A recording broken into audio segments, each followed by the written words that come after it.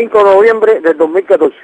Activistas del Partido Pro Derechos Humanos de Cuba, afiliados a la Fundación Andrés Saharo, miembros del Frente de la Resistencia Orlando Zapata Tamayo, realizaron una vigilia en la sede nacional de nuestro partido, cito, en Avenida 29, número 806, entre 8 y 10, Catalina de Güines, exigiendo la libertad de todos los presos políticos.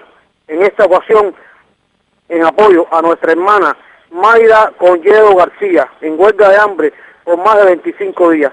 Exigimos al régimen Castro comunista cumpla con las exigencias de esta madre desesperada.